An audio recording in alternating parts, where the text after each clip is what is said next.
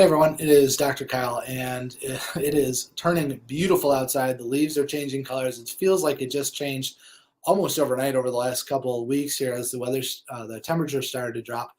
And if you're somebody that maintains a yard or has any kind of property that you look after, it probably means that over the last couple weekends and going forward over the next few, you've got some yard work to do. You know, you probably have leaves to pick up, sticks that have fallen, maybe plants that you have to get out of the garden or out of the shrubs, whatever it might be. So I want to go through just a few simple things to help you while you're out there each on those weekends or those days doing that yard work to make sure that you're protecting your body, protecting your spine, and preventing injuries that are overwhelmingly avoidable with proper preparation and forethought. So a couple things. Number one, the mentality I would say is treat yourself like an athlete. I say this every year around this time, as well as in the spring when people are starting to put things into the ground.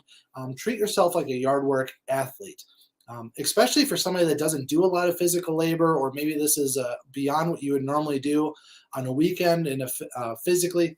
You're going to spend a couple hours pushing, pulling, dragging, twisting, bending.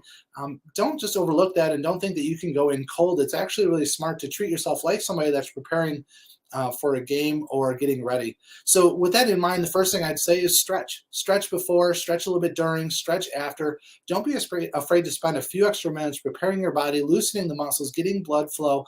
And then at the end of it, that stretching is also going to help like pump out lactic acid out of your system so that you don't get the soreness, the achiness, things like that. So properly stretching is really important. If you're looking for some guidance on that, of course, it's really good, like YouTube videos. You can just Google a simple thing on how to stretch properly. If you're a patient here in the office, you can even consult your home care kit instructions. We have several very simple postural stretches that are both going to be good for your spine, but also stretch the muscles around it in order to prepare it for the work that you're going to do. The second is to hydrate yourself, even though it's maybe not as warm as it was several weeks ago. And a lot of people just think of like dehydration because of heat. The truth is, if you're expelling energy, your body is using water. And so there's a chance that you could dehydrate yourself while you're outside for several hours, especially if you're not taking breaks and things like that. So make sure you're drinking enough water. Both especially before you go outside, but then while you're outside, carry a bottle of water with you or take frequent enough breaks where you're getting hydration to make sure you don't get dehydrated. Remember, if you're getting thirsty, it means that you're already mildly dehydrated at that point. A rough estimate for how much water you should be drinking each day is take your body weight in pounds, and you want to drink half of that in ounces. So if you are a 100-pound individual, for example, 50 ounces of water is the baseline. And then on top of that, you need to drink more to account for the physical exercise that you're doing. So to give you an idea what you're looking for, that's individual to each person. The third thing I'd say, lift properly. Remember how hard lifting at your waist is on your back and your hips. So you want to make sure that you're lifting with your legs, keeping your back straight.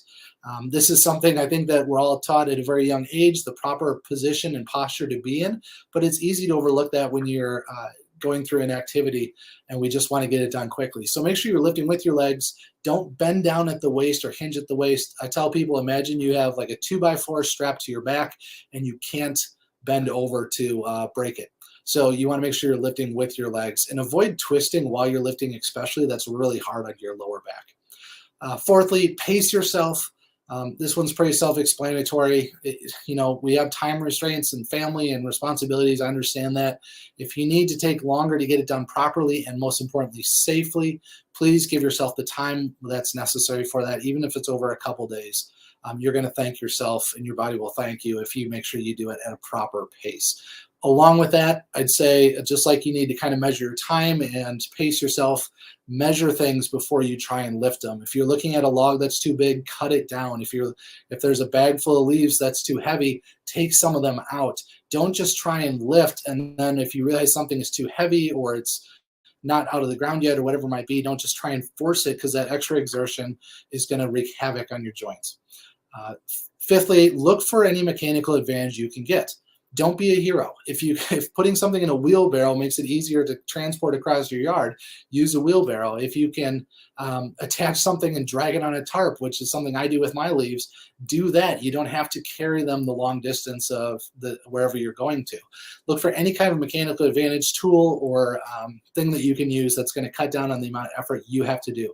One of my favorite sayings from my father growing up, Very common one, work smarter, not harder. The same is true when you're doing yard work, especially over several hours. Save yourself because you're going to need the energy and the strength that your body has. And lastly, if you're a patient here in the office or anywhere that you see a chiropractor, see your chiropractor. It may mean you have to do an extra appointment or two over a few weeks because this is something that's unique out of your daily routine and it's more of a physical strain on your body.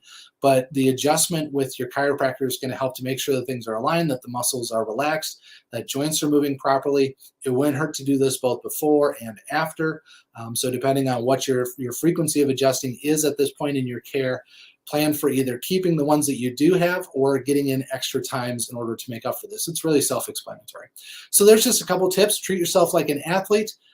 Remember that everything you do to your body, you want it to be healthy and as prepared as possible to do it so that it's done properly, done safely, and you can enjoy the beauty of the nature around us this time of year.